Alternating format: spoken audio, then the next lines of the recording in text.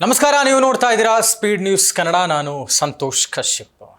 ರಾಜ್ಯ ರಾಜಕೀಯದಲ್ಲಿ ಅದರಲ್ಲೂ ಕೂಡ ಪ್ರಮುಖವಾಗಿ ಕಾಂಗ್ರೆಸ್ ಪಾಳೆಯದಲ್ಲಿ ಬಹಳಷ್ಟು ಬೆಳವಣಿಗೆಗಳಾಗ್ತಾ ಇರುವಂಥದ್ದು ಅಲ್ಪಸಂಖ್ಯಾತ ಸಮುದಾಯದ ನಾಯಕರುಗಳಲ್ಲಿ ಒಂದರ್ಥದ ಗೊಂದಲವೇ ಹೆಚ್ಚಾದಂತೆ ಕಾಣಿಸ್ತಾ ಇದೆ. ಯಾಕೆ ಹೇಳ್ತಾ ಇದ್ದೇನೆ ಅಂತ ಹೇಳಿದ್ರೆ, ಇದೆಲ್ಲವೂ ಆರಂಭವಾದಂಥದ್ದು ದಾವಣಗೆರೆ ದಕ್ಷಿಣದ ಬೈ ಎಲೆಕ್ಷನ್ ಟಿಕೆಟ್ ವಿಚಾರವಾಗಿ. ಬೈ ಎಲೆಕ್ಷನ್ನ ಟಿಕೆಟ್ ದಾವಣಗೆರೆಯದ್ದು ಅಲ್ಪಸಂಖ್ಯಾತ ಸಮುದಾಯದವರಿಗೆ ಕೊಡಬೇಕು ಅನ್ನುವಂಥ ಆಗ್ರಹ ಹೆಚ್ಚಾಗಿ ಕೇಳಿಬಂದಂಥದ್ದು ಅಲ್ಪಸಂಖ್ಯಾತ ಸಮುದಾಯದ ನಾಯಕರಾದಂತಹ ಪ್ರಮುಖವಾಗಿ ಜಮೀರ್ ಅಹಮದ್ ಖಾನ್ ಅವರ ಕಡೆಯಿಂದ. ಜಮೀರ್ ಅಹಮದ್ ಅವರ ಮಾತಿಗೂ ಕಿಮ್ಮತ್ತನ್ನು ಕೊಡದೆ ಕಾಂಗ್ರೆಸ್ನ ಹೈಕಮಾಂಡ್ ಸಮರ್ಥ ಶಾಮನೂರ್ ಅವರಿಗೆ ಟಿಕೆಟ್ ಕೊಡುತ್ತೆ. ಇಲ್ಲಿಂದ ಆರಂಭವಾದಂಥದ್ದು, I am telling the starting point, ಆರಂಭ ಆದಂಥದ್ದು ಇಲ್ಲಿಂದ. ಬೈ ಎಲೆಕ್ಷನ್ ಮತದಾನ ಏನೋ ಆಗತ್ತೆ. ಮತದಾನ ಆದ ನಂತರವೂ ಕೂಡ ಒಂದರ್ಥದಲ್ಲಿ ಪಕ್ಷ ವಿರೋಧಿ ಚಟುವಟಿಕೆಯಲ್ಲಿ ಮುಸ್ಲಿಂ ನಾಯಕರುಗಳು ಭಾಗಿಯಾಗಿದ್ರು, ಪಕ್ಷ ವಿರೋಧಿ ಕೆಲಸವನ್ನ ಮಾಡಿದರು.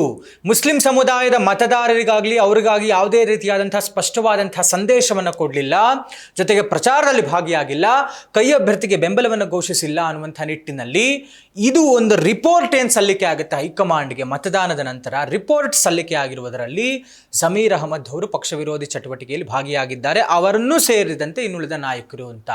ಇದಕ್ಕೆ ಆರಂಭವಾದಂಥದ್ದು ಕೆಪಿಸಿಸಿ ಅಲ್ಪಸಂಖ್ಯಾತ ಸಮುದಾಯದ ಘಟಕ ಏನಿದೆ ಅದರ ಅಧ್ಯಕ್ಷರು ಅಬ್ದುಲ್ ಜಬ್ಬಾರ್ ಅವರು ರಾಜೀನಾಮೆಯನ್ನು ಸಲ್ಲಿಸ್ತಾರೆ.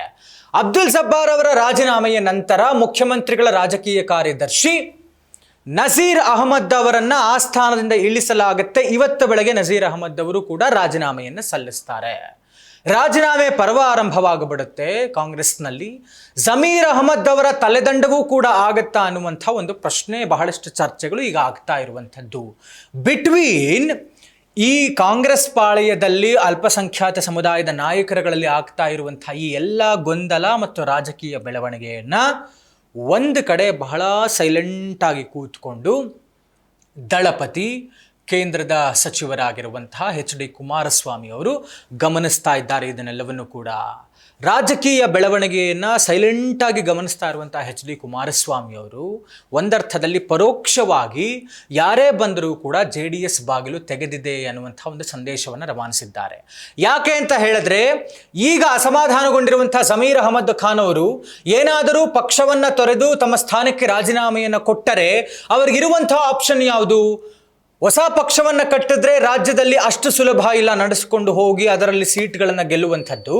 ಹೀಗಾಗಿ ತಮ್ಮ ಹಳೆಯ ಪಕ್ಷ ಅಂದರೆ ಮುಂಚೆ ಜಮೀರ್ ಅಹಮದ್ ಅವರು ಇದ್ದಂಥ ಪಕ್ಷ, ದಟ್ ಈಸ್ JDS ನಿಂದಲೇ ರಾಜೀನಾಮೆಯನ್ನು ಕೊಟ್ಟು ಅವರು ಕಾಂಗ್ರೆಸ್ನ ಸೇರಿದಂಥವರು. ಹೀಗಾಗಿ ಸೈದ್ಧಾಂತಿಕವಾಗಿ ಭಿನ್ನಾಭಿಪ್ರಾಯ ಇರುವಂತಹ BJPಗೆ ಜಮೀರ್ ಅವರು ಹೋಗೋದಕ್ಕೆ ಸಾಧ್ಯವೇ ಇಲ್ಲ. ಹೀಗಾಗಿ ಮತ್ತೆ ಮರಳಿ ಏನಾದರೂ ತಮ್ಮ ಹಳೆಯ ಪಕ್ಷಕ್ಕೆ ಬರಬಹುದಾ? ಓಪನ್ ಆಫರ್ ಅನ್ನು ಕುಮಾರಸ್ವಾಮಿ ಅವರು ಇಟ್ಟಿದ್ದಾರೆ. ತಮ್ಮ ಹಳೆಯ ದೋಸ್ತಿಗೆ, ಹಳೆಯ ಸ್ನೇಹಿತನಿಗೆ ಮತ್ತೊಮ್ಮೆ JDS ಬಾಗಿಲು ತೆರೆದಿದೆ ಅನ್ನುವಂಥ ಒಂದು ಸಂದೇಶವನ್ನ HD ಕುಮಾರಸ್ವಾಮಿ ಅವರು ಪರೋಕ್ಷವಾಗಿ ಜಮೀರ್ ಅಹಮದ್ ಅವರಿಗೆ ಕೊಟ್ಟಿದ್ದಾರೆ. ಜಮೀರ್ ಅಹಮದ್ ಅವರು ಏನಾದರೂ ತಮ್ಮ ನಿರ್ಣಯವನ್ನ ಬಹಳ ಸ್ಟ್ರಾಂಗ್ ಆಗಿ ತೆಗೆದುಕೊಂಡು ಇಷ್ಟೆಲ್ಲ ಅಸಮಾಧಾನಗೊಂಡಿರುವಂಥದ್ದು, ರಾಜೀನಾಮೆಗಳು ಏನಾದರೂ ತಮ್ಮ ತಲೆದಂಡ ಆಗಿಬಿಟ್ರೆ, ಯಾಕೆಂತ ಹೇಳಿದ್ರೆ ಅವ್ರು ಹೇಳುವಂಥ ಮಾತಿಗೆ ಸಿದ್ದರಾಮಯ್ಯನವರಾಗಲಿ ಕಾಂಗ್ರೆಸ್ನ ನಾಯಕರಾಗಲಿ ಒಪ್ಪದೇ ಇದ್ದರೆ ಅವರಿಗೆ ಅಲ್ಟಿಮೇಟ್ಲಿ ವಿತ್ ನೋ ಚಾನ್ಸ್ ಏನಾದರೂ ರಾಜೀನಾಮೆ ಕೊಡಬೇಕಾಗಿ ಬಂದರೆ ತಾವು JDSಗೆ ಬರಬಹುದು ಅನ್ನುವಂಥ ಓಪನ್ ಆಫರನ್ನು ಕುಮಾರಸ್ವಾಮಿ ಅವರು ಇಟ್ಟಿರುವಂಥದ್ದು ಬಹಳ ಗಮನ ಸೆಳೀತಾ ಇದೆ. ಇದಾದ ಮೇಲೆ ಕುತೂಹಲ ಕೆರಳ್ತಾ ಇರುವಂಥದ್ದು, ನಿಜವಾಗಿಯೂ ಜಮೀರ್ ಅವರು ರಾಜೀನಾಮೆಯನ್ನು ಕೊಟ್ಟು ಕಾಂಗ್ರೆಸ್ ಪಕ್ಷವನ್ನು ತೊರೆದು JDSನ ಕಡೆಗೆ ಮತ್ತೆ ಬರ್ತಾರಾ, ಅಥವಾ ಹೊಸ ಪಕ್ಷವನ್ನು ಕಟ್ತಾರಾ, ಅಥವಾ ಈ ಎಲ್ಲ ನಿರ್ಣಯವನ್ನು ತೆಗೆದುಕೊಂಡಿರುವಂಥ ಜಮೀರ್ ಅವರ ಅಸಮಾಧಾನವನ್ನು ಶಮನ ಮಾಡುವಂಥ ಕೆಲಸಕ್ಕೆ ಮುಖ್ಯಮಂತ್ರಿಗಳು ಮುಂದಾಗ್ತಾರೆ? ಯಾಕೆಂತಂದ್ರೆ ಮುಖ್ಯಮಂತ್ರಿಗಳ ಆಪ್ತ ವಲಯದಲ್ಲಿ ಗುರುತಿಸಿಕೊಂಡಿರುವಂಥವರು ಜಮೀರ್ ಅಹಮದ್ ಅವರು. ಹೀಗಾಗಿ ಜಮೀರ್ ಅಹಮದ್ ಅವರ ಅಸಮಾಧಾನವನ್ನು ಶಮನ ಮಾಡುವಂಥ ಕೆಲಸವಾಗಲಿ, ಏನಾದರೂ ಬೇರೆ ರೀತಿಯಲ್ಲಿ ಯಾಕೆ ಇಷ್ಟೊಂದು ಆತರಗೊಳ್ತೀರಾ? 2028ರ ಚುನಾವಣೆಯಲ್ಲಿ ನಾವೇನೋ ಒಂದು ಮಾಡೋಣ, ಇಲ್ಲ ಕ್ಯಾಬಿನೆಟ್ ಎಕ್ಸ್ಪಾನ್ಷನಲ್ಲಿ ಏನೋ ಒಂದು ಮಾಡೋಣ, ಏನೋ ಒಂದು ಸ್ಥಾನಮಾನವನ್ನು ಕೊಡೋಣ, ಯಾಕೆ ಇಷ್ಟೊಂದು ದುಡುಕಿ ನಿರ್ಧಾರವನ್ನು ತೆಗೆದುಕೊಳ್ತೀರಾ ಅನ್ನುವಂಥ ಒಂದಷ್ಟು ವಿಚಾರಗಳನ್ನು ಮುಂದಿಟ್ಟು ಏನಾದರೂ ಅಸಮಾಧಾನವನ್ನು ಸರಿಪಡಿಸುವಂತಹ ಕೆಲಸವನ್ನು ಮಾಡಿದರೆ, ಇಫ್ ಇನ್ ಕೇಸ್ ಜಮೀರ್ ಅವರು ಏನಾದರೂ ನಿರ್ಧಾರ ಮಾಡಿದ್ದರೆ, ಮುಖ್ಯಮಂತ್ರಿಗಳಾಗಲಿ ಅಥವಾ ಕಾಂಗ್ರೆಸ್ ನಾಯಕರಾಗಲಿ ಈ ಥರದ ಒಂದು ಸಂಧಾನವನ್ನು ಮಾಡುವಂಥ ಪ್ರಯತ್ನದಲ್ಲಿ ಇಫ್ ಇನ್ ಕೇಸ್ ವರ್ಕೌಟ್ ಆಗಿಬಿಟ್ರೆ ಜಮೀರ್ ಅವರು ಕಾಂಗ್ರೆಸ್ನಲ್ಲಿ ಉಳಿತಾರಾ, ಏನಾಗುತ್ತೆ ಅನ್ನುವಂಥದ್ದನ್ನು ನಾವೆಲ್ಲರೂ ಕಾದು ನೋಡಬೇಕಾಗಿದೆ. ಇದಾಗಿತ್ತು ಇವತ್ತಿನ ವಿಶೇಷ. ನೋಡ್ತಾ ಇರಿ ಸ್ಪೀಡ್ ನ್ಯೂಸ್ ಕನ್ನಡ, ಸುದ್ದಿ ನಿಮ್ಮದು, ವೇಗ ನಮ್ಮದು.